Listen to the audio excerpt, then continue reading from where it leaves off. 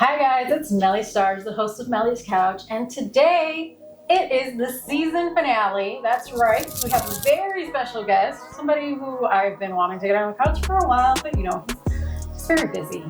But he's our season finale, and he's provided so much information that my research was pretty much useless. So give it up for...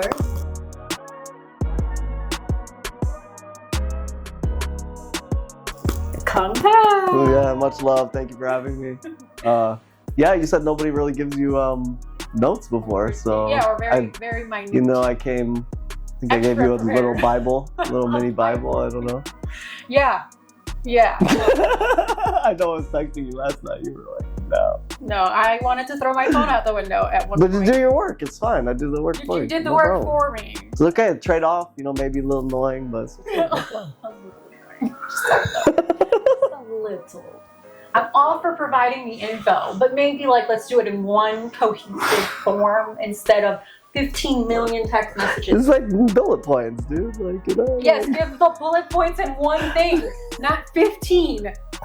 I think it's the notifications. I turned my notifications off 4 years ago. And you've never turned them back on? I never turned them back on. Yeah. And I've been freer since, so I don't... I don't know if I could be that free. I look at them still. I mean, they pop up. I just ignore. So at some point, we're gonna actually start talking about you. Oh yeah. Not just your notifications. Well, my phone won't ring, so we'll be good. Mine might, but it's okay. I hope you guys are prepared for the most chaotic interview. I think the only other chaotic interview might be Young Text, who hopefully will make an appearance. You know, chaos loves company, or misery, whatever it is. You know, yeah, so you guys are my most chaotic, which is why you're my season finales. There's no structure today, so buckle up. So you're a music producer, audio engineer, songwriter, DJ, creative director. Yeah, I think my Instagram says creative director. A bunch of other bullshit. So we're going to start with producing. Okay. You do hip-hop, dance, rock, pop.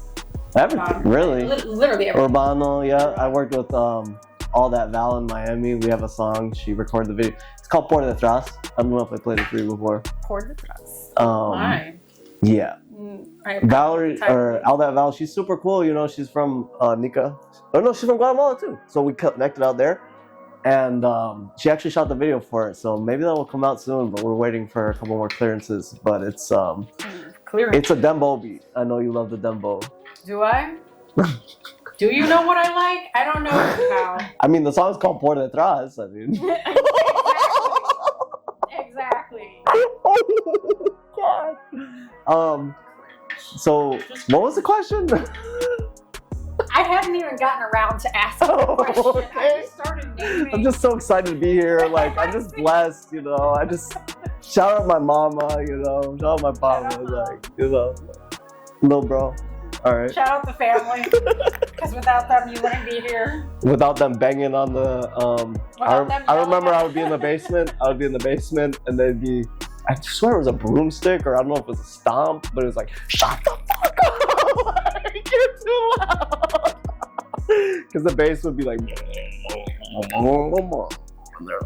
they're shaking the walls. So anyway. So you started in the basement, basically. I think I started in my room, and then shortly after pushed to the basement, an annex. Your family just got tired of your shit? I was making the music in the headphones to start, because I think I had speakers, but it wasn't like I was overdoing it. You know, I think, because when I started producing, I was 12. I'm not gonna lie. So I opened the first software maybe even younger, because I had this weird DJ, it's called DJ Mix. I don't know. The first person I recorded was my mama. Oh, yes. She had this song, I forget what it was. It was like a house beat, because I started off making house music and stuff. Was your mom making music, or was it? No. So I had the software thingy. They got it for me. She got it for me, and I'm like, I had it's a weird gaming. It wasn't even a mic. It was a weird microphone thingy. I'm like, all right, boom. What do you got? And so it was some weird beat. She's like, beautiful music makes me happy. Oh, that's a and that was the first thing I ever recorded, no lie. But yeah, it started when I was 12, and I started making music. first thing I released was like some track called Outbreak or something, and it was like a zombie, like it was like I was about to ask if it was zombie. it was like right before the drop. There's like yeah, and then it's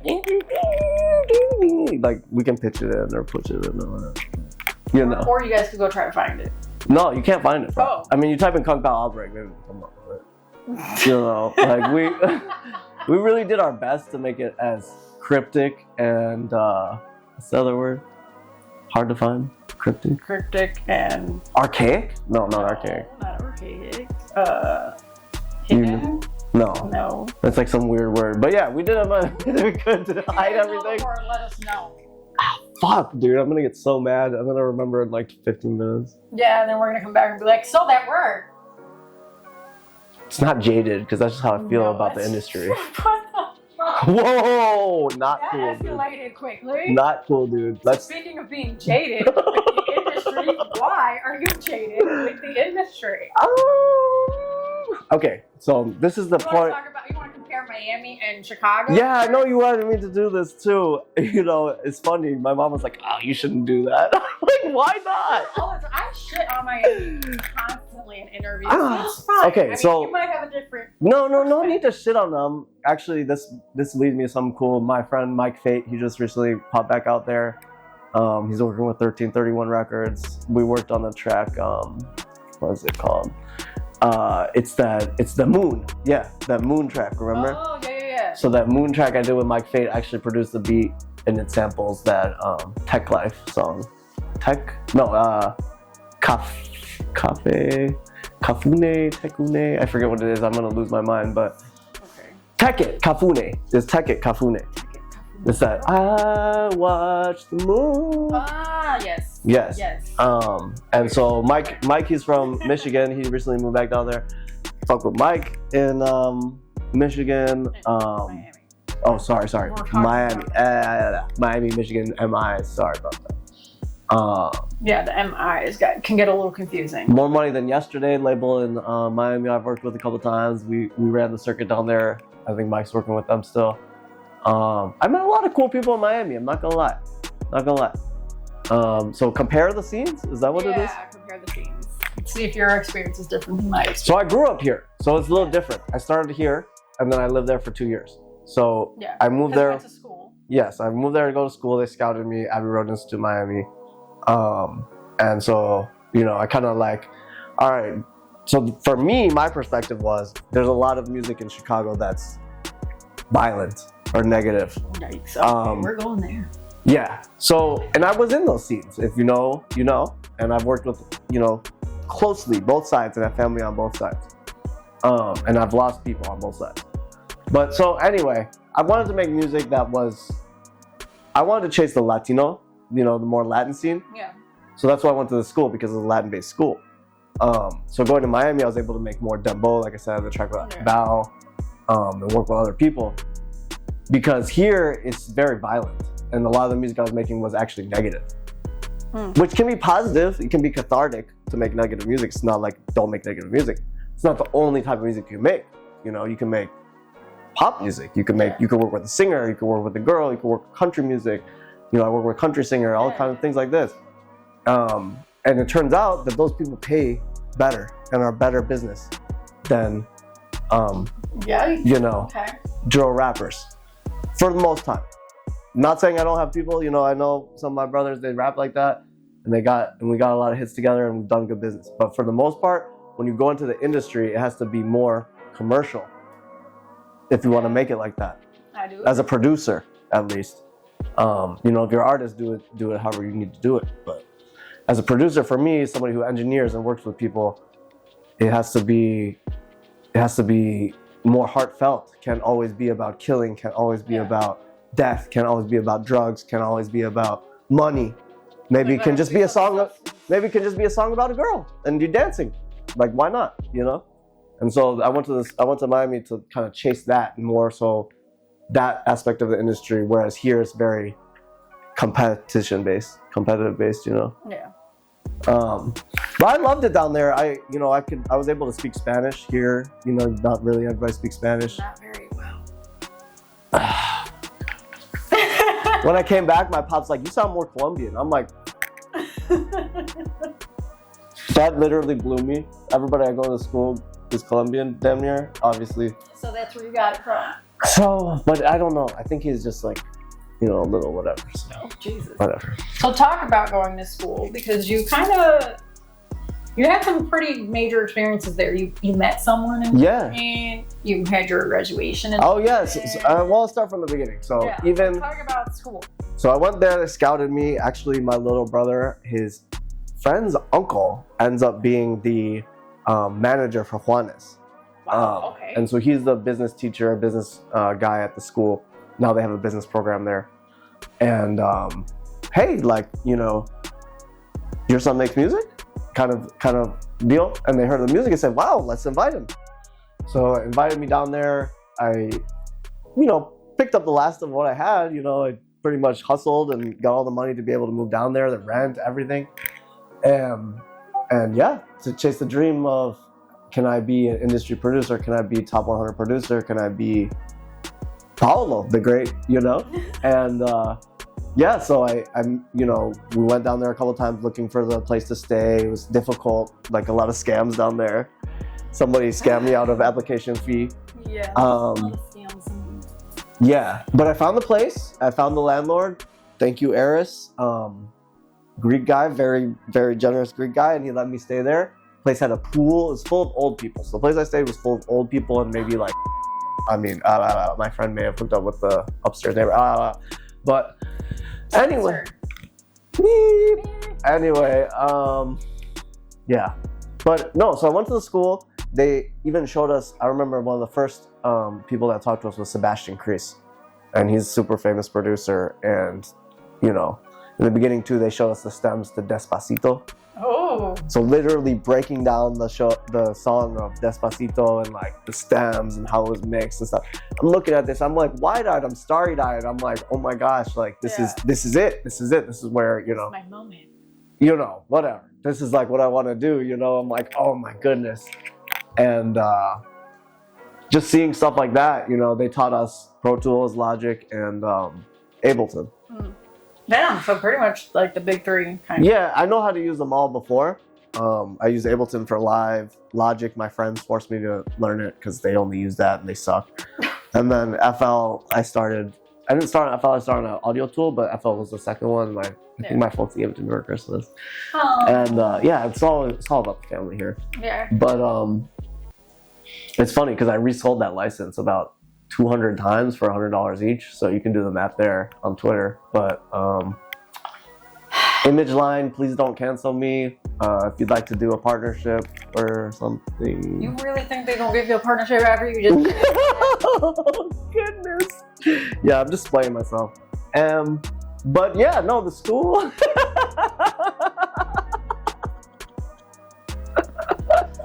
Is there anything even in here? There's nothing in here. Do you want some? It's okay. Do you want a water? I'll just go off camera for a second. Oh. Okay, let's talk about the school. And we're back.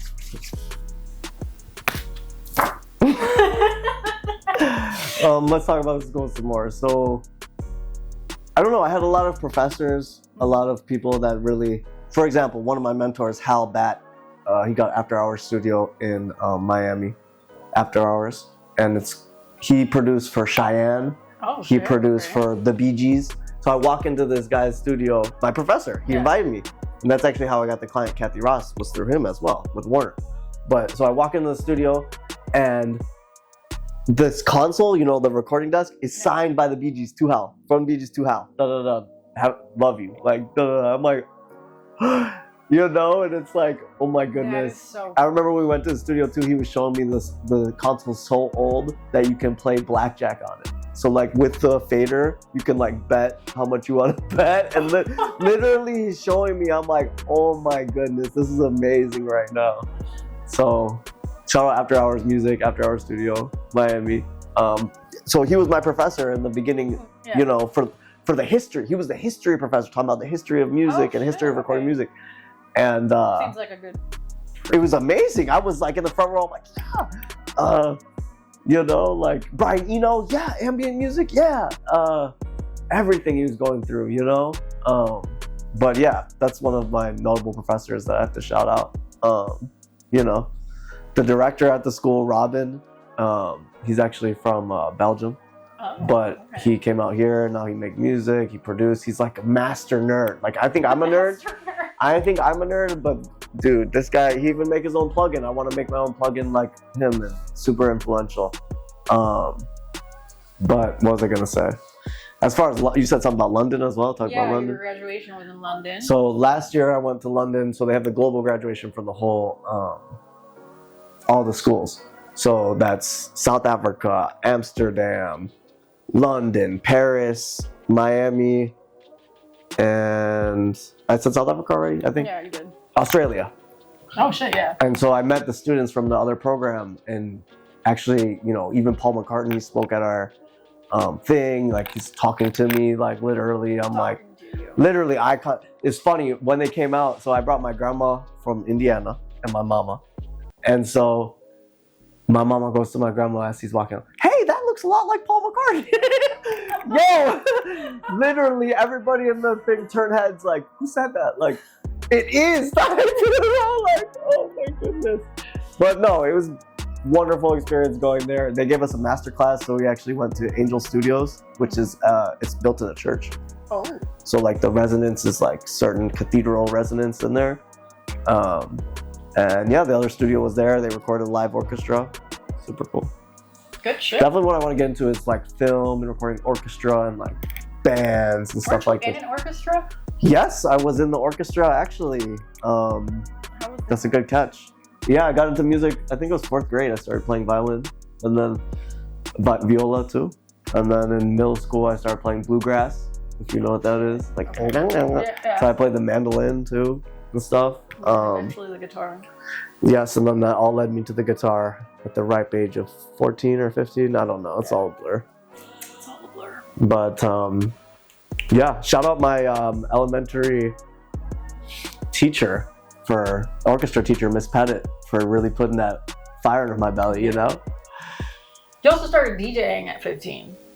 Yes. Like house parties and and like roller rinks. Yes, so one of the first things I did was a roller rink. It was like a juke jam, literally, like back in the day. Like, I know y'all think I'm young and shit, but you are young. I know, but you know, I'm like in the in-betweener, like the in-betweeners, you know. But yeah, it was a roller rink. One of my first things, a roller rink, and people like, you know, skating and doing like the moves and stuff. I'm like, oh my god, like I'm just like a fucking booger nosed brat right now. Like I wanted to cry in that second. How did you get that gig? I don't even know. I think I just Twitter. Most of my gigs, everybody just sees me on the internet and they're like, oh, who's this guy? Like, he's so mysterious. We gotta book him. Another one of my first shows was in Cicero. Was at the Olympic Theater through Afton shows. You ever heard of Afton shows? No. But it's a pay-to-play thing. So I paid to play, and then I brought like 30 of my friends and my family, and they all came, and like I was pretty much the only person who brought anybody. So we all left. It was just your party. Well, so it was like certain slots. So I performed for like 30 minutes or 20 minutes, and then we all left after. I brought my girlfriend at the time, you know, whatever. But I don't know. That's a good Olympia Theater. Oh, the Olympia. Okay. Yeah. So you're also an audio engineer. And your first studio was at Fort Knox. You got it you rented it from Rambo, who is Lupe Fiasco's. Yeah, Rambo. I can't drop his Instagram. We can drop it in the thing right now. But it's Rambo45, I think. And he, I don't even know how I met him. I don't even remember, to be honest. How did I meet him? Maybe he posted something and I messaged him like, yo, let me rent from you. Yeah. But yeah, dude, I would go in there. He would let me rent it from 10 to 10 every day. 10 to 10. And you know who came in after? George from Dream Street. Yeah, that's how we met. Oh, shit. And that's crazy. So George from Dream Street and me met when we were, well, he's a little older than me, but I was a shorty. I think I was like 20, maybe. So 7 years ago. So I'd rent it from him 10 to 10. Artists, $100. Literally living the studio life dream. Thank you, Rambo, for starting all of this. No, but for real, dude. And after George would come in, he got his sessions, he got his music, he got his heavy metal stuff, and that's how we kind of like been knowing each other for a long time. So now he has his own spot in Fort Knox too. Shout out Dream Street. What's your relationship with Dream Street now? Do you like? Yeah, we've been knowing each other for a while. So I actually, you know, run sessions. Do you work together? I mean, you can know each other. It doesn't mean you have to work together. Do you... Yeah. I've run sessions out of there, and we've been working more and more. L Dog 2 is another artist that I've worked with. I recorded him at Nexuss. I recorded him a couple places. Actually, it was an unplugged performance. I recorded him, but yeah. Shout out L Dog. Shout out Dream Street. Good people. If you want your stuff to sound good, it's good people. Check out Dream Street. So Rambo actually was Lupe. He'd done some mixing for Lupe Fiasco. So I don't know if I found that out after or during, but as soon as I found that out, I was just so humbled and I was like so grateful that you know, this man can let me use his equipment, come through and use his equipment. All it would do is go and bring my computer and plug it up because I had no equipment. I had no Pro Tools. So, you know, we would plug it up and record it, and actually the computer he had Pro Tools on it. So that's how I started learning Pro Tools. I had to rent the studio to learn Pro Tools because I couldn't afford the software to use it, you know? So it's like, you have to rent the studio. That's the thing a lot of times today is you have to pay to learn, you know? I had to rent the studio to be able to use the software, to be able to use it. You know, it's expensive software, that shit. Sure, everything's expensive. Oh yeah. I'm going to some of your DJ gigs. Okay, sounds good. I got quite a few. I know there were a couple notable ones. Yeah, well, I'll just name them and you tell me whatever the fuck you want to tell me, or you just skip it. Okay. Open Decks in Hialeah. Open Decks in Hialeah. Wow. Damn. I think that was Joj Records, JOJ Records. So JOJ Records, shout out JOJ Records. He's a vinyl retailer. He sells a bunch of vinyl down there. Anyway, he said, I met him actually buying vinyl because when I was down there, I was like obsessed. You're like a big vinyl collector. Yeah, I'm obsessed with vinyl, but when I was down there, I was like really like, because it's so cheaper down there. Like even go to the thrift store and you can see a Adidas hat for $2. I go to Paris, that's just 120 euros. You know what? Let's take all that money. Let's take all that clothes from Miami and ship it to Paris and sell it at an upgrade. Probably. That's what we're gonna have to do. Melly's fashion. Anyway, Open Decks at a vinyl. So he has this mixer. I forget what mixer it is. Zach's gonna kill me for this. I forget what mixer it is, but it's a vinyl mixer. It's like top grade. So he let you push up and plug into this, you know, vinyl mixer top grade. I brought some vinyls. I actually bought a vinyl of Chicago House from him that day and mixed it live. That day. Yeah, I'm like, dude. Like, you know, you ever seen that thing where they buy the records and mix them live? Like, I'm like, I'm doing it. So it was just for me. It wasn't like, I guess now we're talking about it. Yeah, now we're That's a good one. Hialeah. Shout out Hialeah. Love it. Love it. Got some baddies. Some baddies for Hialeah, you know? Some baddies. Hey! I want to talk about Miami Community Radio. Like, did you have a residency or something? Yes. You did like a few different. Yes. So I met them. I came down there. Charlie, I was thinking of his name. Charlie graciously invited me to come through and see if I was a fit for the residency, and I was. He said, wow, you're from Chicago, this, that, and third. Come on, come through. You know, you make Latin music, you make hip hop. Come on, come through. And so I did a lot of events. It was pretty much an event. We would go there and shoot it. It's amazing. I brought Mike Fade out one time. It's amazing. Oh my goodness. Yeah, the quality of the videos and stuff too was really cool. Yes, and we did Skatebird. We did Skatebird too. Actually, that's one of the only footage of me performing live as an artist is me at Skatebird. You can look it up, Miami Community Radio. Actually, the funny thing about that is my bass was going so hard that the camera is wobbling. Like it's literally like glitching the video and you can see it in there and the guy comes and turns it down. It was at a skate park, Skatebird 305. Shout out Skatebird 305 is a skate park in Miami, North Miami. Lil Hood Punk Party. Oh wow, Lil Hood Punk Party. Oh wow, I think that was one of the first times I performed live. Okay. I think I drink a bunch of and so I was definitely out of my mind. when I performed, and this was one of my first times performing. So anybody that was in that room, I think Byro, Cloud, of course. It was Cloud's show at his crib in '79. Wow, that's a good one. That's a good. The flyer, I made the flyer too. That's some like Scott and Ramona stuff. It's super cute. You make flyers sometimes, though. All the time. Yeah. You I love it. Anything about that party still? Oh, there was this girl there. There was a girl there, and she was mad that I brought another girl. So I really like, and I was that like, seems to happen to you a lot. ah! Here we go. Just put it out there, which I probably shouldn't even put it out there because it has nothing to do with the art. But you know what? It's okay. You brought it up. It does have to do with the art. I mean, have you heard my music? It's all about like, it's like gay baby heart. My brain hurts. I'm misunderstood. So misunderstood. Nobody knows where I go. I do know where you go to sleep. I don't even sleep.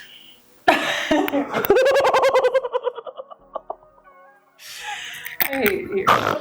Moving on. If you get me to laugh hard enough, I'll snort, and that's from my Indiana side of family. So, shout out Indiana. Shout out Indiana. Monday Night Nitro with Ted. Oh yeah, that's a good one. Yes. Yeah, I gotta clap. Let's go. I think I made the flyer for that too. Shit. Nitro. Yeah, Monday Night Nitro. You know the Nitro in like the Nitro circus. Nitrous, or also I was thinking like Crash Bandicoot, the green boxes. Yeah, in the back. You know. But yeah, that was a really good event. I don't think anybody performed. Did I? I don't think so. It was just me DJing, I think. You were just DJing. Yeah, it was super cool though. Super cool though. I think we played the songs. So maybe nobody performed, but we played everybody's songs. That's Bourbon, no? Is that Bourbon? I believe so. I think so. Yeah, it was at the bottom of Bourbon. Shout out Bourbon on Division. They show love to the kid. We make it moolah. Come to the show. Well, the show's not going to be. Yeah, this will be after the show. But come to the show. Other show. Hit me up. You're trying to do an event. Let's do it. Anywhere. Even in Wynwood, which is our next one. Synth battle, dude. Synth battle, dude. Oh my god, this is great. I didn't even think about this. I like smiling.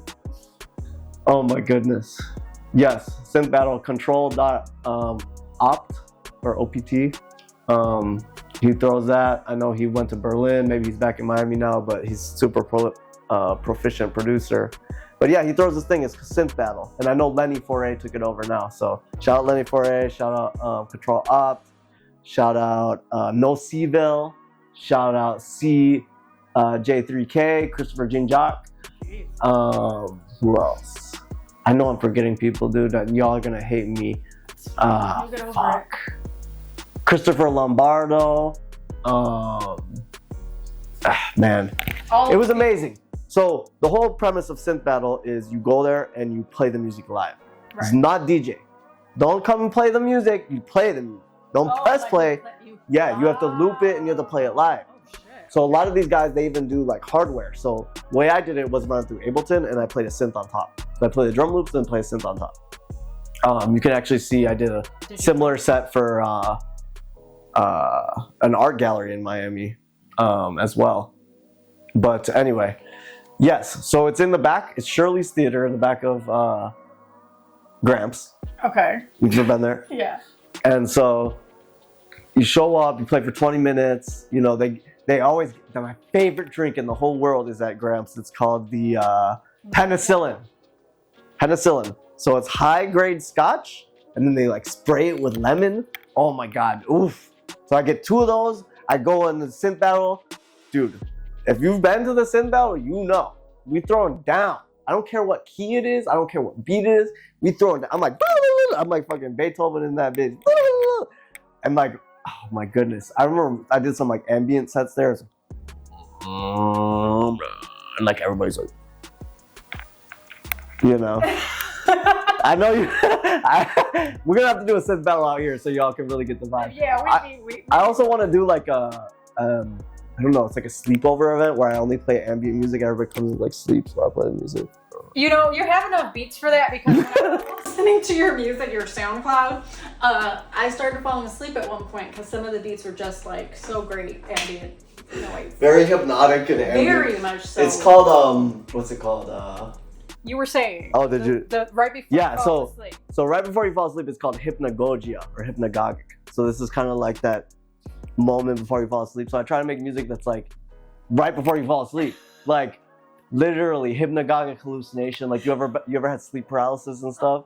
Like literally like a fucking shadow dude, like at your like with long nails, he's like and like climb on top of you and like get your soul out. It's crazy. But anyway, hypnagogic, you know.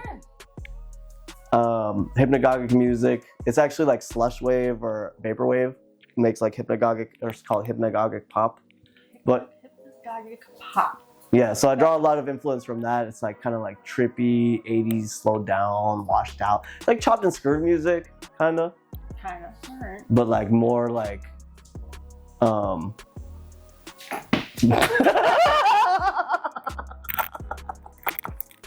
Yo.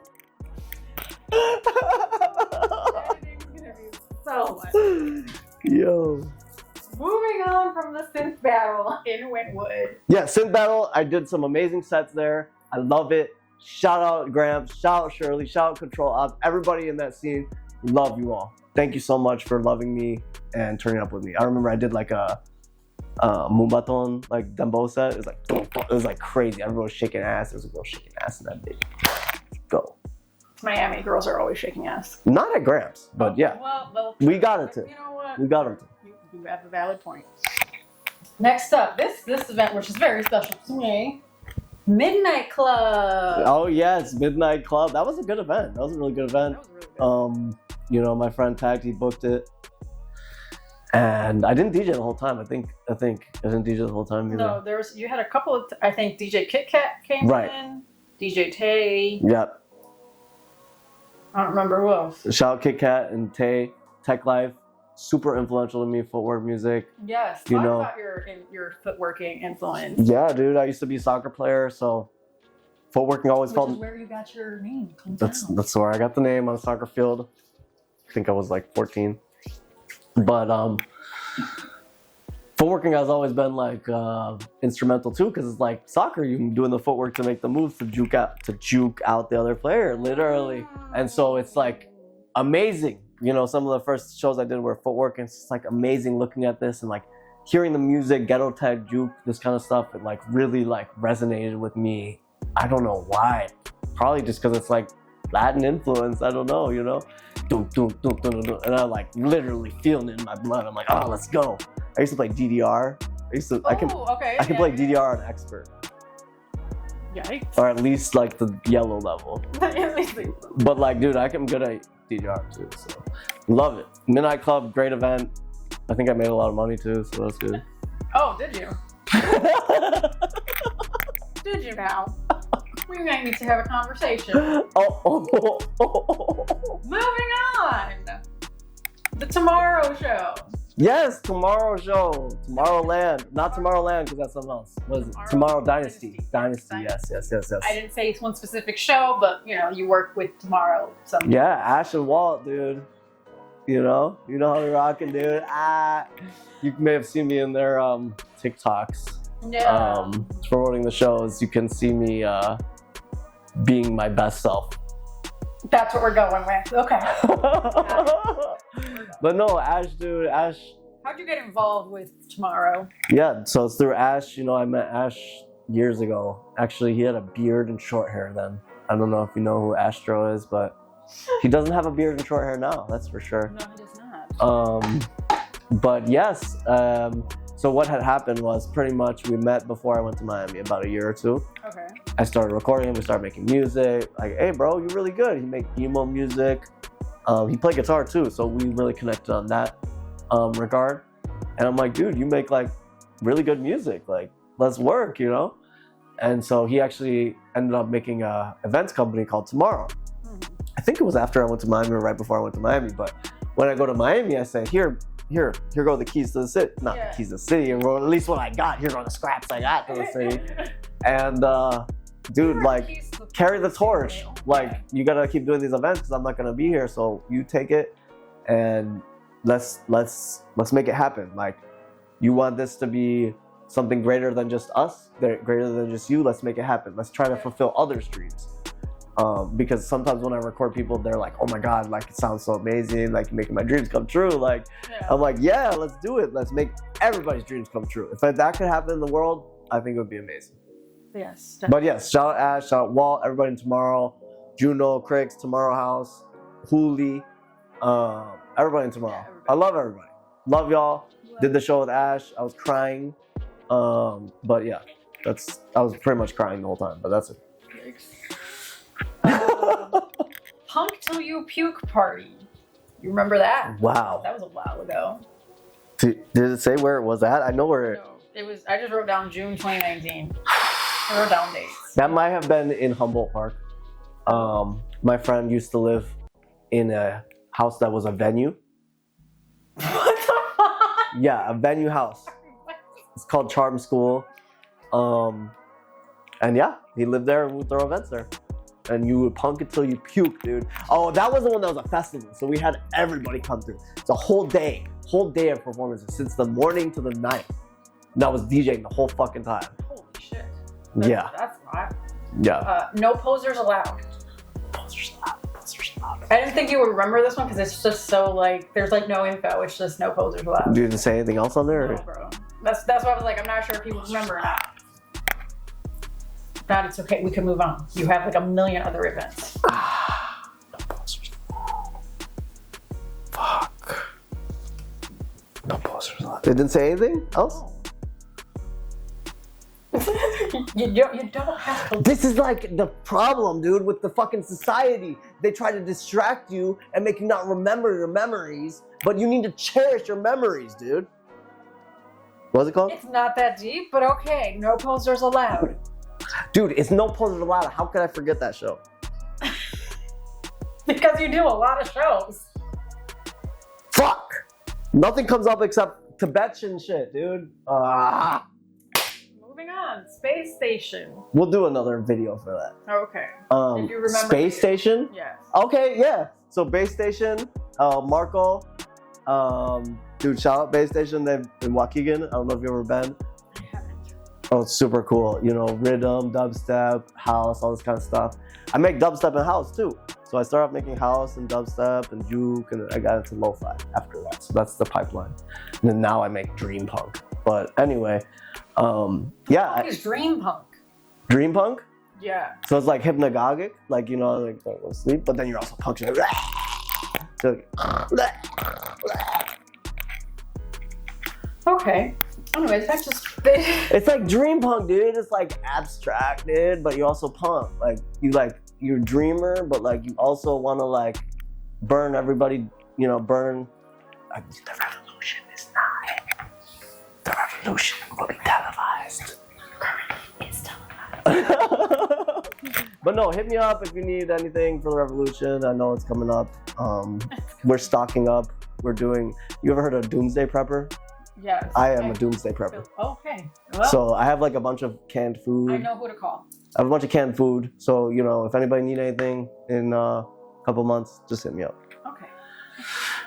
But no, the rhythm show. Yeah, I love rhythm and like bass music is very integral to me. Obviously, a lot of my music is 808 based, but this music is more like, I don't know if you know what rhythm is. It's very like, it's like dumb dubstep, if that makes sense. Dumb dubstep. Like dubstep, like there's complextro, and then there's dubstep, and then there's like rhythm. And so a lot of people say rhythm is like American dubstep because it's like dumbed down. Okay, makes sense. But I love it. It's like wow, like listen to KP. So I have a rhythm album. Sorry to anybody wearing headphones. Oh shit. You're fine. So KP Fuck Rhythm, I think I came up with that this year. I made all the tracks a while ago, but I mastered them and put them out this year. Finally, I'm like, fuck it, I need to put out my dubstep project. And yeah, it's kind of like aggressive rhythm.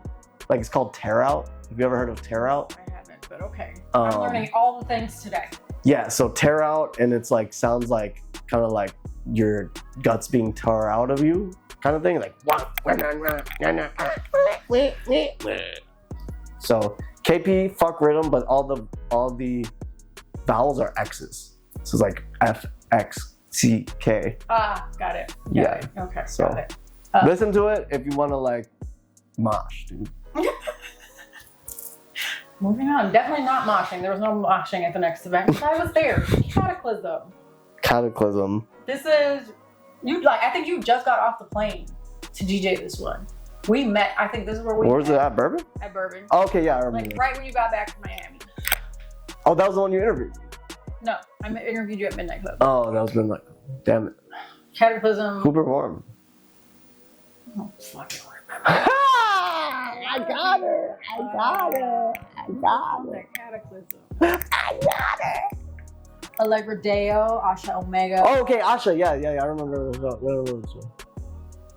Yeah, I love it. I don't remember. Every time I get the chance to work with these artists, I love it because they're able to show their art and I'm able to help them show their art. I'm able to help them give that mix or give that little emphasis, and then it allows them to shine brighter, you know? I have a lot of people in Chicago, they maybe play the DJ and sit down or play the DJ and leave. And it's not about that. It's about sculpting the experience for the audience, but also for the artist, you know? Yeah. So that's what I love to do. I always come and bring my A game any event I do because I really do respect these artists. So. Yeah. Lyrical Lemonade Summer Smash. Yeah. What can you tell me about that? Shout out Noza Jordan. I know he got his promo run going on. I remember giving him the software. He didn't have the software, so he couldn't even save the projects he had. So I gave him the software, the key. We became very close collaborators. You know, he ended up signing to OTF, and I DJ'd for him Summer Smash. I think it was 2022, or I think so. yeah, 2022. Yeah. So we DJ'd. I think his performance was right before lunchtime, so it was in the morning, but it still had like hundreds of people. Oh my god, it's amazing. Definitely like giving me chills just even talking about it. Like, okay. but yeah, close collaborator. We worked a lot. Helped him write the songs. We did the show in Arizona. We did Smirchella. Oh, okay, that was the show in Arizona. Because I just thought you did a show in Arizona, but there was no info, so I was like, I don't even know if to bring it up or not because. Yeah. So it was Smirchella. So it was Coil Ray and Lil Durk. Oh. And yeah, a bunch of cool stuff. Next up, spooky shit. Spooky shit? We just did this show. Halloween, October 2024. This was like a few months ago. Where? At Bourbon. Okay, yeah. The Bourbon one's kind of blurred because I don't know how we come up with the names. Like, the new one is Back to Business. Yeah. Spooky shit because it's Halloween. Okay, who was on that one again? Double. Ah, yeah. Misfit. Right. Chill Bill. Who else is on there? I don't know who else. Well, I'm gonna just say shout out Double Entendre. Shout out Double. Did you know his name is actually like Double Entendre? So it's Double Entendre. Yes. We when he was on the couch, we broke down his name. Oh, okay, sorry guys. He's already been but here. Some people don't know that, and I just want to tell you, like, he really be on 10. Like, coming through. We have so many unreleased tracks on my computer. It's really fucking hilarious. But like, shout out Double, one of the best out here. One of the best. Not gonna lie. One of the best. Not gonna lie. One of the best spirits, but also as far as talent, best. Not gonna lie. That's all I can say. Yeah. Speaking of Double, you also DJ'd Summer Send Off with him and Murphy. Yeah. Oh my goodness, Murphy too. I know he's been out of the state. Yeah. Shout out Murphy. I know you remember coming to Nexuss and I was showing you stuff about the industry. But yeah, that was a good event too. I think that was a cannabis event. I didn't go. Yeah, I believe it was a cannabis event. So it was in Elburn. So it was a cannabis event. They had vendors and stuff. I love doing events like that, obviously, to spread the love. Spread the love. Spread it. The love. Speaking of spreading the love. Speaking of spreading the love. The Keith Collection spreads all of the love over here at Melly's couch. Can you see TKC? TKC. The Keith Collection also has been part of many of these events. Can I show? Oh, okay. Yeah, so the Keith Collection also is part of many of the events that we've been talking about, especially the ones at Bourbon. So yeah, check out the Keith Collection. Shout out the Keith Collection. Shout out Joanna. dude. I'd be at your house, you know, screaming in the basement, and I really appreciate. How has she not kicked you out? Dude, I'd bring her like a bottle of wine like every other month. You know what? Wine solves all And yeah, it's great to have family that's not your family because they're not your family. And they're not like, you know, spicy like your family. So. Anyways, shout out Joanna, shout out Teeth Collection. You know? Yeah. You did a couple of, speaking of the Keith Collection, we'll talk about a couple of other shows you did with the Keith Collection before I go back to my regular list. Industry Night at Enjoy. Yep. And the Hip Hop Takeover at Enjoy. Those are both recent ones. So Hip Hop Takeover, that was Metro's birthday. Shout out Metro Flacco 23, man. I was at that one.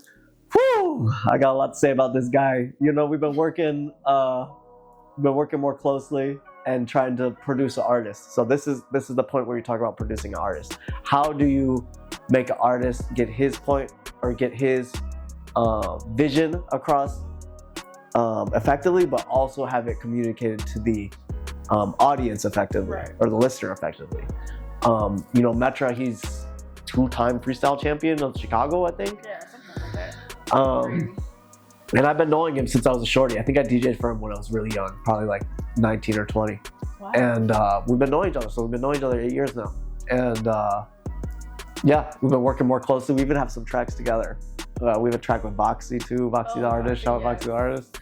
Oh, I did get a sneak peek of that. And yeah, maybe we'll play a little bit of it, you know. We'll see. We'll see what we can do. But yeah, dude. So the one show was with Metra, Hip Hop Takeover. We had a lot of other cool people there. Great vibe. Yeah, loved it. Loved it. You know, enjoy. Shout out Mims, Lucrative Records. Always carrying the torch for Chicago. Like making sure we have a space that the industry can come through and be themselves. Definitely. It doesn't have to be always Hollywood. Chicago Hollywood. I have an album called Chicago Hollywood. And it doesn't have to be that. It can be free. You can be an artist. You can be a person. You can be a human.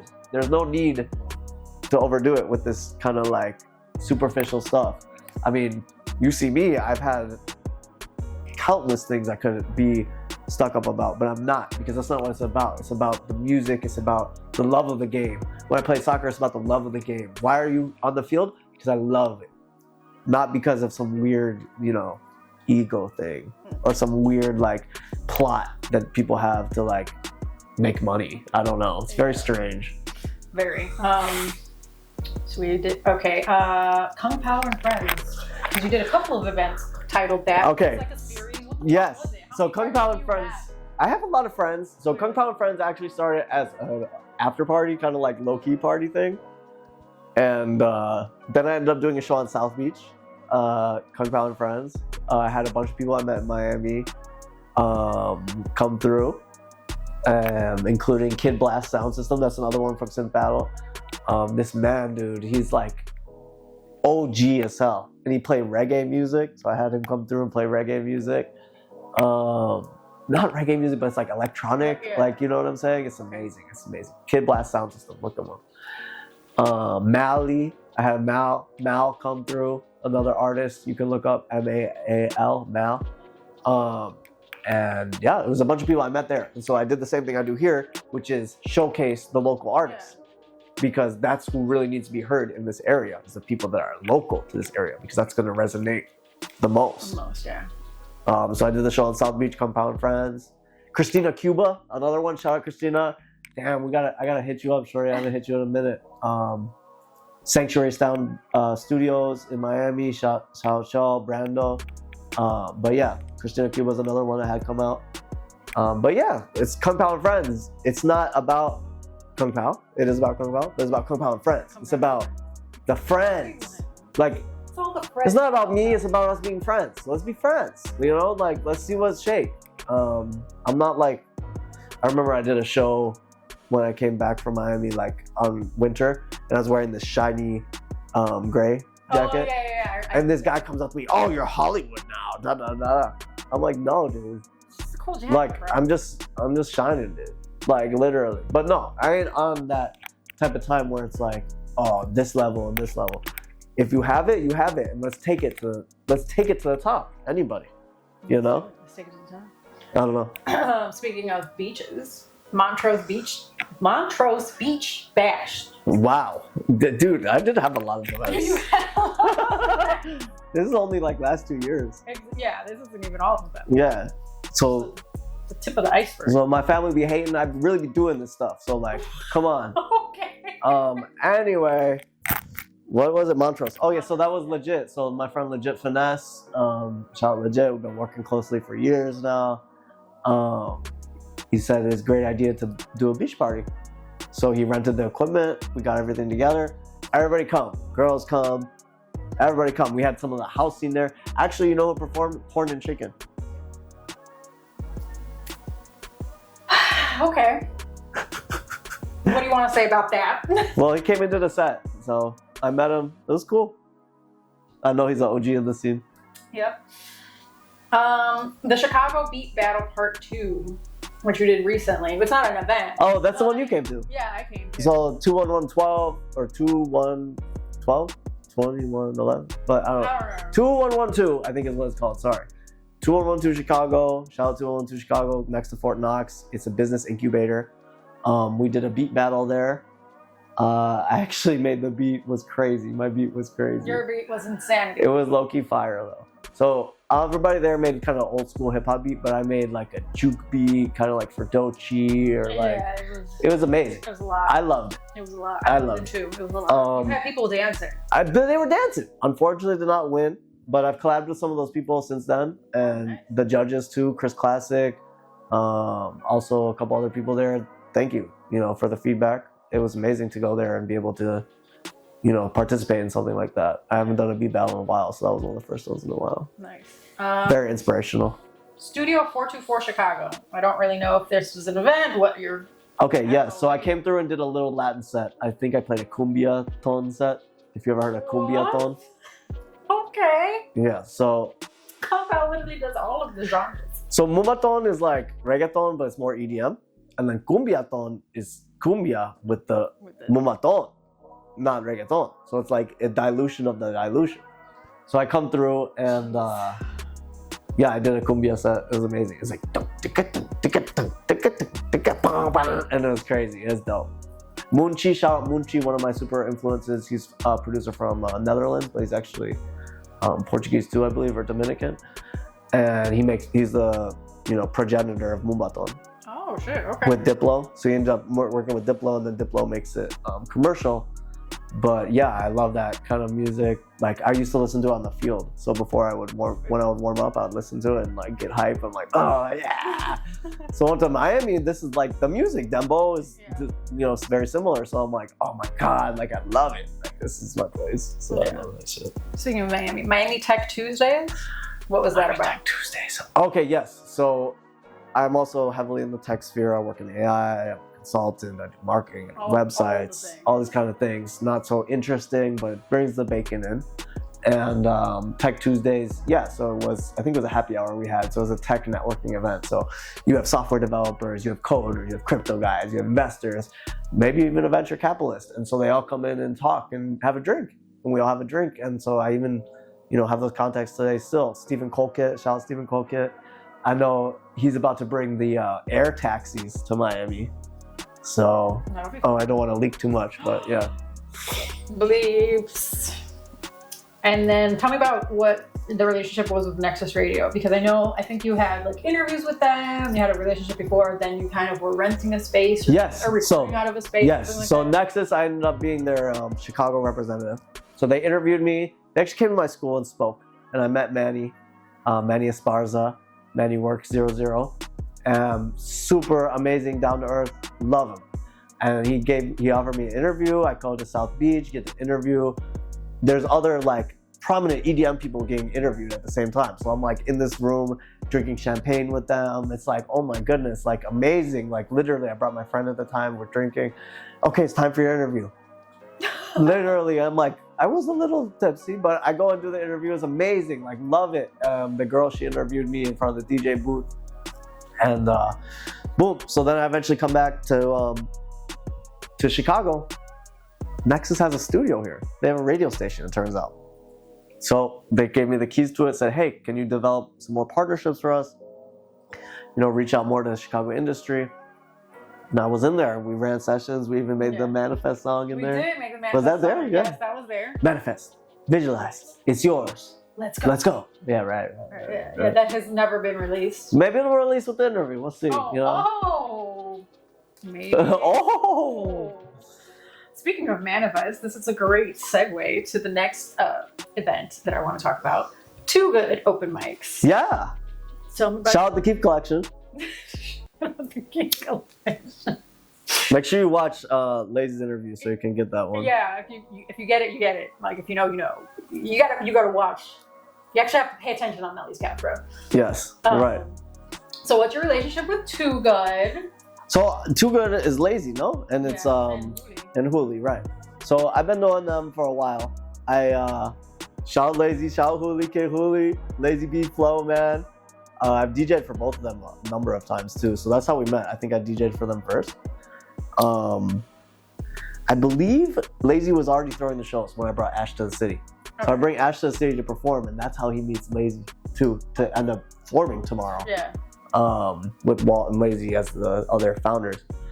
But yeah, I've been knowing him for a long time. I know we threw the show too in the summer. That was a banger. Sub T. We had Sub T back then. Yes, there were a lot of girls there too. No, but yeah. I was there. Yes. Oh my goodness. Did interviews at Demos and everything. Yeah, they did the interviews before Demo. I love that show. Honestly, I love that show. Whatever came with the show and the planning of it, it doesn't matter. It's all water under the bridge because the experience of it was like one of the best shows I had. It was like super putting on for the scene. I felt like I was really doing something for Chicago when I was doing that show. So for sure, definitely. That's what TooGood is very good at, is representing that part of the city or part of the scene that doesn't get represented. So shouts out Lazy, shouts out Hooli for that one. So now let's move on to your creative director role. You do website optimization, social media campaigns, SEO, Google AdWords. You even did like some photography? Yeah, I've done a lot. I've done a couple shoots. I've done a lot of shoots. I'm trained with a camera too. I've done music videos, editing. Yeah, what did you want to ask specifically? I guess? Specifically, what do you like about creative directing? What does it need? Yeah, so what do you do for the people? I was having this conversation earlier. So I'm a consultant in business, but also for artists as well. Obviously the same thing, artist, business, whatever. Yeah. What I excel at is helping people achieve their dream. So you have a dream, you have a business, you have a dream in your craft, you have a dream in your song, you have a dream even in your lyric. How can we make that lyric portray the beauty of the lyric that needs to be portrayed to the audience? How can we portray that lyric in a certain way that makes it $1 million? How can we put it in the right room where you can get that venture capital, where you can get that money to start your career or business, whatever it is? As I mentioned before, I helped my friend start his events company Tmrw. How does that happen? It doesn't happen out of nowhere. It happens out of determination, happens out of proper planning, it happens out of connections. These are all the things that I excel in. Does that make sense? Yeah. Creative direction, on the other hand, you have to be able to look at stuff in a different lens. So sometimes I'm working, for example, I work with Tact very closely. We butt heads sometimes creatively. But how can I make the artist still in very keeping the integrity of his own art, but also achieve a commercial success, also achieve that same interpretability when somebody listens to it, but still keep the integrity? That's the hardest thing to do as creative director. Working with Kathy Ross, she's a country artist. She's a country artist. She was a child star, and she wanted her social media to be in a certain way. Mm-hmm. In order to do that, you can't come off as spam. Yeah. You can't come off as super commercial. It has to be more like homegrown, friendly, down to earth. And so that's a certain creative style. I'm sure you've seen when you scrubbed my stuff. Yeah. It's a certain creative style that's enigmatic. That was the word. Oh, enigmatic. That was the word. Oh, that was the word. So if you comment the word, I'll send you $1. Okay. Melly will match too. Melly ain't matching shit. Damn. Okay, I'll send you $2 then if you comment. Okay, there enigmatic. You go. On behalf of both of us. If you can spell enigmatic correctly. They're just gonna Google it or have Siri do it. Okay. Well, if you know my first track I ever released on the internet, and comment Ignig. Whatever. Anyway. Anyways, moving on. We tried to give you something. I tried. Melly took it off the table. Trying to save you money. But no. Creative direction, for me, I creative direct myself. I try to like figure out myself, how can I be the coolest? How can I be the coolest aspect or the coolest song or like make it about this certain thing? So I just apply that to other people. Yeah. So speaking of yourself, let's talk about your music. Oh yeah. Yeah. The blunt went out. I'm gonna start off with, since we're just talking about tags as well, 100 cones. 100 cones. Sorry, anybody who has headphones. Oh yeah, sorry, get me loud and shit. Yeah. That was when it was like when we first met, or like a year after we first met, started working on this project. The new one is called 1,000 Cones. Oh shit. I When believe. is that coming? It's coming. We're putting it together. See, that's the thing. We work on like 3 or 4 projects at a time because we're psycho. Clearly. And then as it comes in, as it finishes, maybe, you know, he records a track, you know, a couple months later, and then, okay, that one's going to go there. But yeah, it's really about the craft, like literally sitting there and sculpting it, listening to it 1,000 times. Can it resonate? 100 Cones is pretty, I mean, it's lit. I made all the beats, I think. Damn near. Yeah. And it's lit. I've DJ'd it. We performed it. Urban, downstate, upstate, left state, city. You know, and up, down, right, left. it's one of my favorite. A fucking PlayStation controller. It's a cheat code. It's like down, down, up, up, left, left, right, A, B, A, B, A, B, plus. I forget. You have something with cheat code. Oh, Code Ski. So now he's Code Ski, but cheat code, one cheat code, now Code Ski. Killing the game. Kill the game. You need to work with this guy. And I know he had charged a premium now. Oh. So actually some of our beats have been scouted by some pretty big names. I cannot divulge those names, but just know they're very big. It's like 3 Chicago artists that have expressed interest in purchasing these beats. And we're pretty much to the negotiating table at this point with some of them. Ooh, so see. Yes, so Code Ski, we need to get up. I know you live down the street from my boy, Tact, so we need to all get up. Y'all right there, come on. No excuses. Yeah, man. But no, we made a lot of stuff, and he even sends me the track, and then I'll add a melody or put a switch up, and it's mostly his track, but I put that thing on there, and it's like, you know, it makes that extra spice. Yeah. Next up, Illy, or I-L-Y, however you guys want to say it, with June Tunes, because you've recently performed this. Wait, what's the song called? I-L-Y, Illy, I Love You.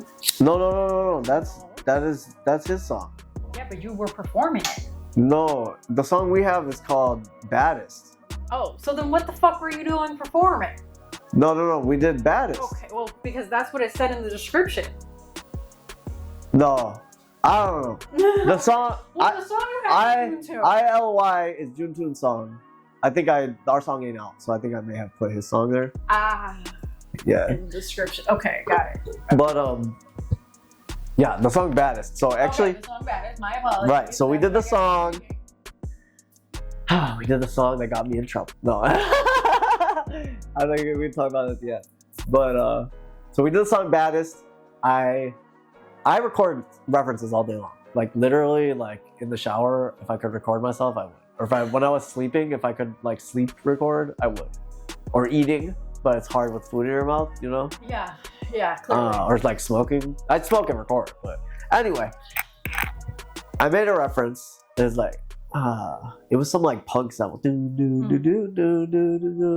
It's like some indie shit. I don't know. Fucking my friends would know that shit. Fucking weirdos. But anyway. I used to be. Oh. Wow. Oh, you know what that means. you know what that means. What does that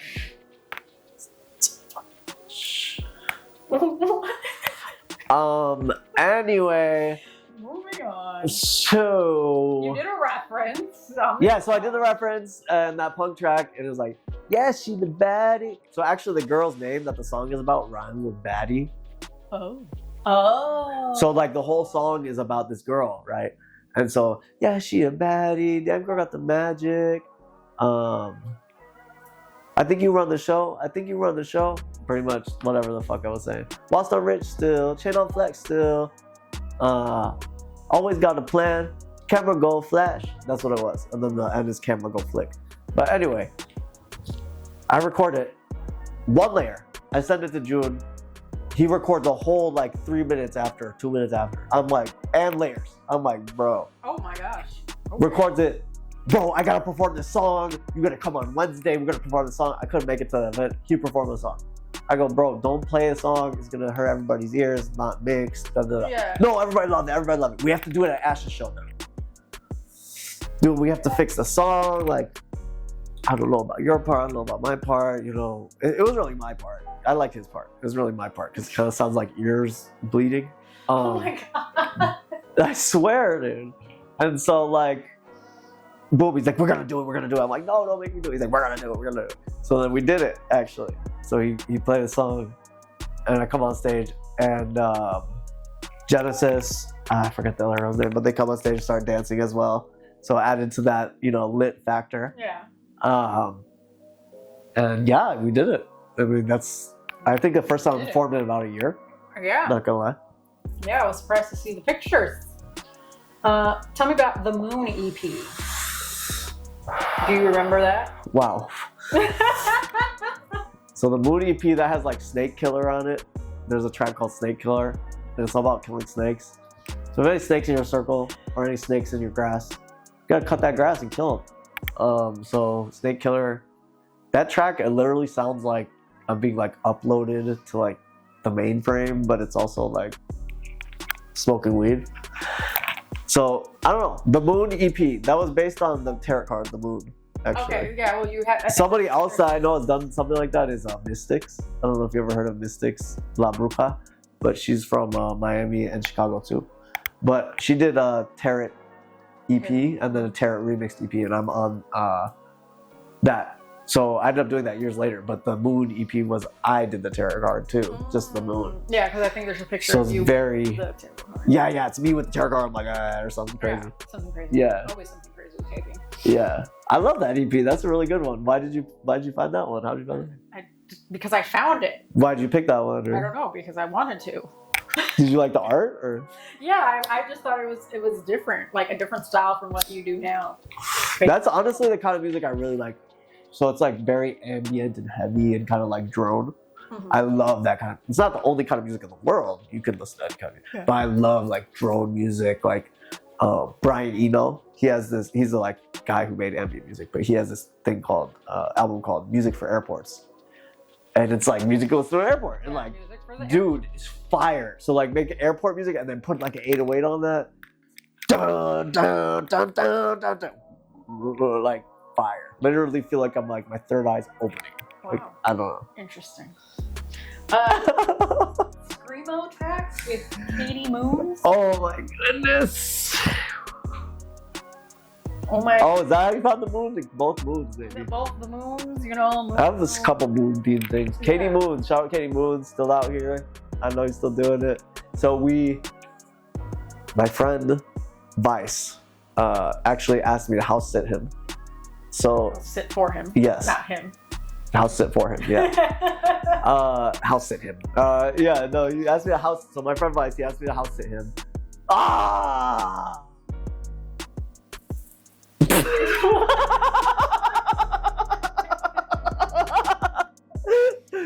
What is it? For him? Okay. For my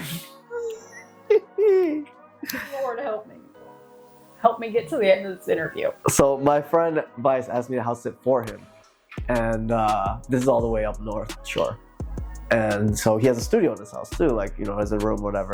So she came through and I had been recording this track and it's like, try to block you out my dreams. Like, crazy shit. Try to erase the memory, like literally crazy. Blacking out with the bottle, most nights. Blacking out with some models, most nights. Some shit. Don't be afraid. How we making magic like it's fake. Whatever. You can listen to the song. Anyway, it's a good song, but I wanted to add a screamo on it. So like I put the end, I was like screaming. There's actually a screamo verse for me. I'm not gonna scream it right now. Okay, yeah, no, please. And so I recorded it, right? Katie Moons comes through. She's like, this is amazing. Let me scream over all of it. I'm like, you know what? What? You know what, kid? You might be onto something. And literally record the whole thing. She's like ah! Like the whole time and shit. Fire. And like people's like, is that you? I'm like, no, that's the girl. That's Katie Moons right now. And they're like, oh wow, that's something else. Yeah. Yeah. Katie, we gotta get back in there. You also have a collabs with Ash. Yes. Oh my goodness. There's so many unreleased songs. I know like it would be good to talk about the ones that are good, but the one to talk about the best is called Burn My Retina.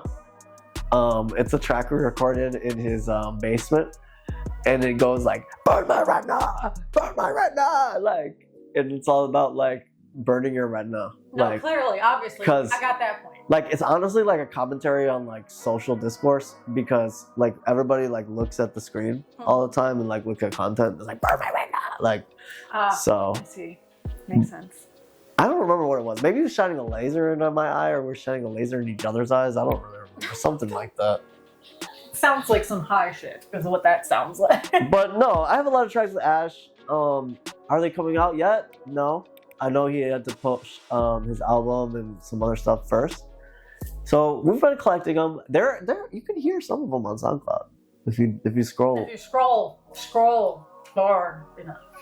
Speaking of SoundCloud, your ex deleted your SoundCloud, but you got it back. What do you want to tell me about that story? You told me this. Oh, I forgot. You provided this information to me. No. Beep. Willingly. Beep.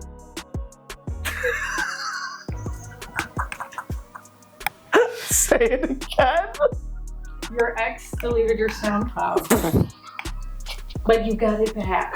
Actually, I've had a couple of hacking attempts, but the first one, or one of the first ones, was that.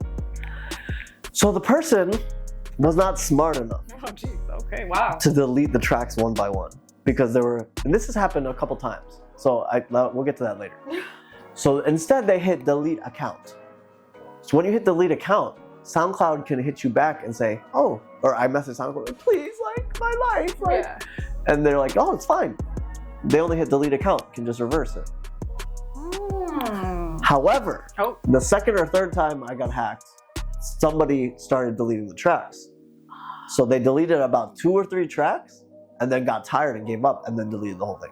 So the second or third time I got it, they only deleted 3 tracks. And I was able to re-upload it. Be smart when you're gonna hack this shit. And now I have the 2-factor authentication on my SoundCloud. So it's over. You can't do it unless you take my phone. I don't know where it is. This is my passport though. I'm legal. He's international. Oh yeah. We international, sorry. You already know. Yeah. We're international. Right. Yeah. Real ID. We have passports. I have to go get that. I've had it. Because in Florida, they just automatically gave it to you. Really? After a certain point. I thought it was new. No, bro. This has been going Like on what for year? No. years and years and years. That's I've like had 1 year. a real ID for, I don't know, like 5-6 years. I went to renew my license one time, and they're like, "You want to do real ID?" Sure. Why the fuck not? Weird. I didn't know that. Yeah. Well, that was I actually have my own micronation and cult. So if anybody wants to become a citizen or follower, hit me up on Facebook. The page is called Pauloism. Yeah, that. So that's it. Why do you always alter your voice on your songs? Alter my voice like effects. Yeah. I don't alter it. I mean, I guess I put auto-tune, but it's not like pitched weird. No, yeah. That's why I said alter. But I do speed it up, so you're right. I do pitch it weird, so I guess. So why do I always do it? Yeah. Doesn't everybody hate their own voice? I hate my mean, no, I can sing and stuff, but it's not about the way my voice sounds. It's about the production. So it's like, it has to sound like it's literally like an infection. Like it's like so hypnotic and infectious that it's like a brainworm. It's like a brainworm. It's like, "Rrr!" And like if my music or if my voice sounds like that, that's what I'm going. Okay.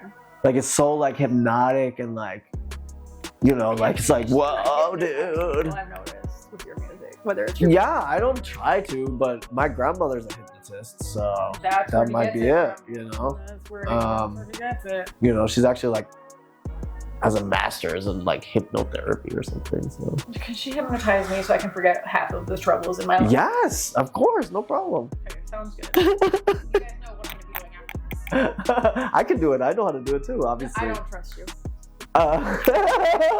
obviously through the music, but no, I hypnotize myself or if I have to go to sleep, like for example tonight or last night I had to go to sleep because I got the Melly Starz interview, you already know. So I'm like, I gotta, okay, fuck, 10. Like I'm trying to like hypnotize myself and shit. But no, it works. You can go to sleep really fast. You can like train yourself to go to sleep fast. Interesting. Mm-hmm. So I got some miscellaneous things. Some of them we already talked about. Oh no. OVL Sweatshop? Oh, yo. Oh no. What are you legally allowed to? No. No, OVL Sweatshop.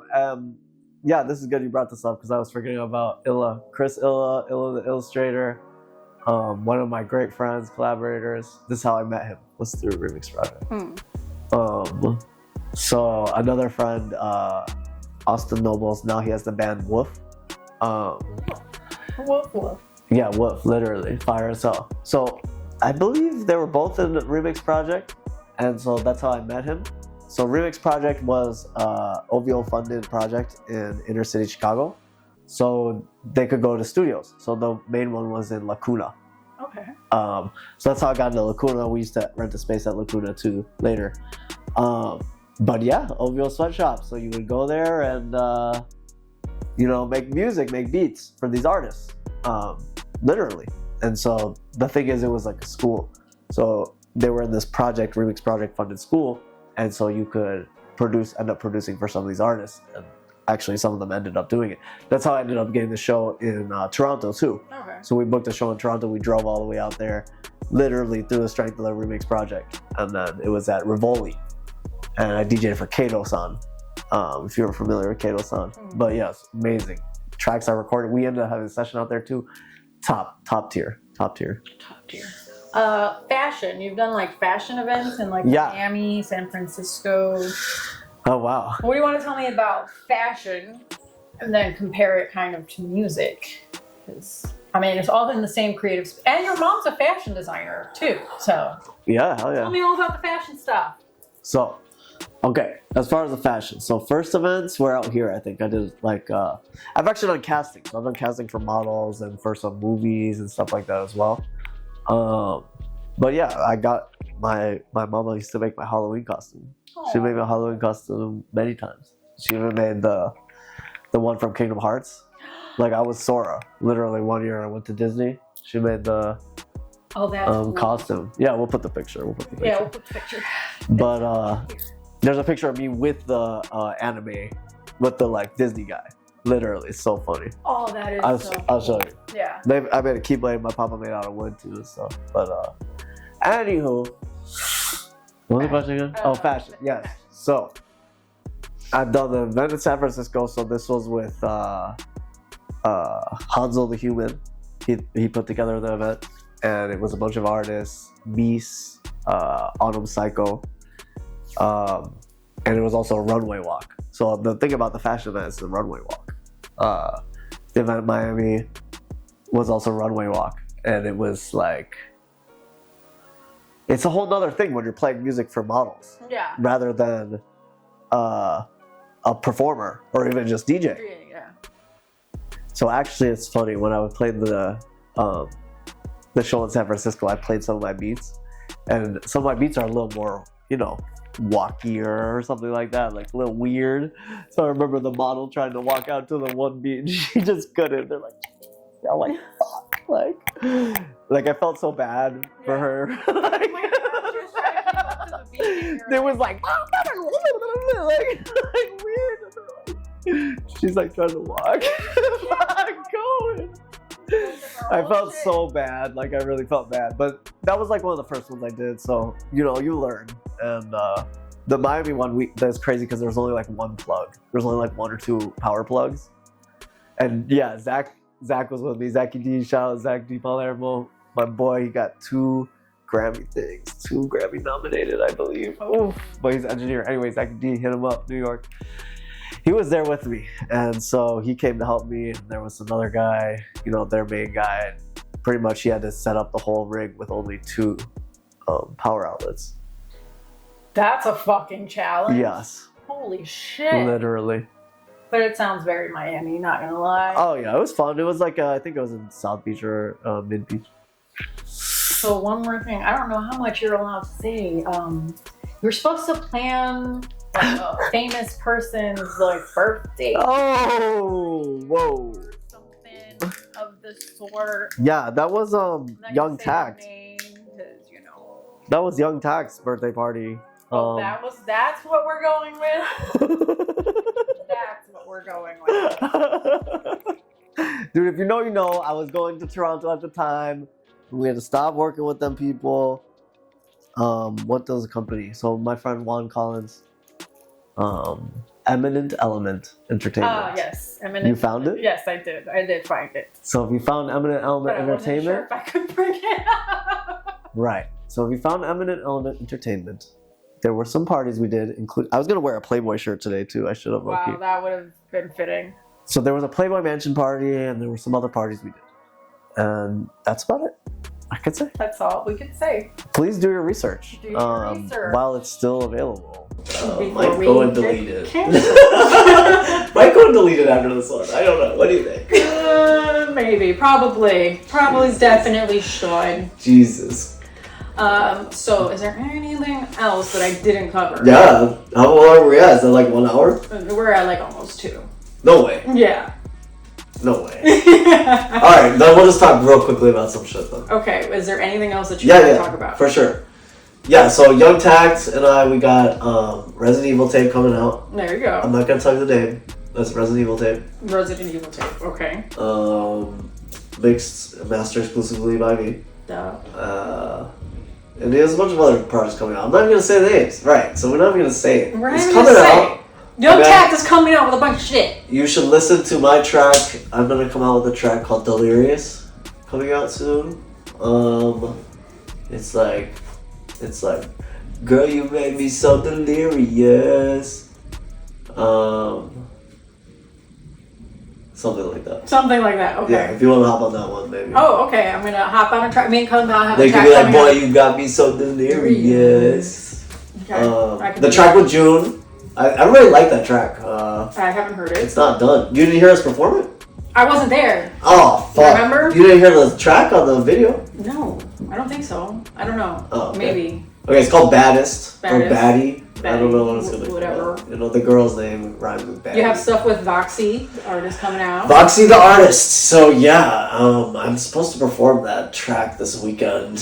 Yikes. I don't Weekend know the of us lyrics. filming, not of this releasing. Yeah, right. Yeah. Not right. Okay. Buy Bitcoin. There you go. Buy Bitcoin. Shit.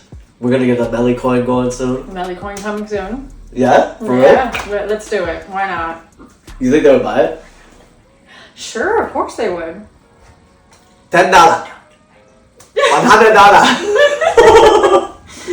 I mean, I could smoke the other one. I don't know what else to talk about. No, that's it. I mean, we got the stuff with Tax coming. Oh, Aiden Valentine. I gotta talk about Aiden. Okay. Yeah, we didn't talk about him at all. Yeah. Yeah, I know you only met Aiden once, but yes. Aiden Valentine. Aiden Valentine, DJ Naughty Fred. I just gotta give my shout out to my brother. I know you've been going crazy. We gotta keep doing this music. It's been too long coming. Yeah. So Aiden Valentine, you can look up. He has some tracks I produced on SoundCloud. But we're coming out more on the majors soon. Pretty much. What else is coming up? When does this release? End of May. So. Okay, so anything this coming this summer. I got it. So I believe it's the end of June, we have the Goth fashion show. Oh, yes. With Fat Boy Goth. So make sure you come support out there. It's gonna be a really good time. I'm gonna be DJing too. Of course, he's DJing. Maybe I'll even perform a little song or two. But you know, all the goth baddies. So I know you're a goth. I'm totally a goth. Me and my purple bow, totally goth. Dude, I'm health goth. You know what the whole thing is giving goth. Where's my thing at? Here, I'm gonna put on the shirt. Oh my. And we're back with, I don't know what the fuck is going on. What was I talking about? Oh yeah, I'm health goth, dude. Goth. I'm health goth. You know what a health goth is? No. It's like a goth that's like healthy. So like it's like you wear like sportswear. So like look, I got these Jordans on. I bet you ain't even know. And I got this. This is like Tmrw. Shout out the tariffs. Shout out the tariffs. My country, and I got the Vice and Margiela. Yeah, so like this is all gonna come in, like, you know, health goth. Very goth. You know what I'm saying? Like you can play some like shoegaze, like very goth. You know. Okay. So the last thing I wanted to leave everybody with is a quote that you said June 17th, 2011. Oh no. Is it Facebook? Yes. Oh no. Sorry. I'm not very interesting anyway. Do you feel like that after this interview? Do you still feel you're not interesting? Oh my goodness, was that my Facebook status? That was a Facebook status. It's just sorry, I'm not interesting anyway. Yeah. Wow. I don't even remember. Obviously, it's 2011. I doubt you would remember. That's only like 10 years ago. We're in 25? 10 and a half years? Shit. Bro, do you know how to do math? 2011. 10 and one half, so like 15. 25 minus 11. It's like 15, no? Yes, you're closer there. You're a little closer. I think 10 is closer than 15. We're gonna argue about math off screen. Jesus Christ. Yo, what is this cord? Alright, hold on. That's the mic. Oh shit, can they even hear me? Oh jeez. Fucking hell. Anyways. Okay, so the end thing is I'm trying to say thank you for you coming onto the couch. I'm trying to end it. But you clearly hate me. So the end, take it away. Thank you. Can I take it away? Am I allowed to finish my own show? Yeah. So here's your thank you card. Oh, I didn't even know. Get one of these. I low-key saw that thing over there. I was like, what is that? It's a thank you card. There's some more goodies from the Keep collection in there. I'm not gonna open it on camera. No, don't. No. So let everybody know where to follow you and get in contact. Yes. And show So follow me at Young Tax. Oh wait, sorry. I got a little confused there for a second.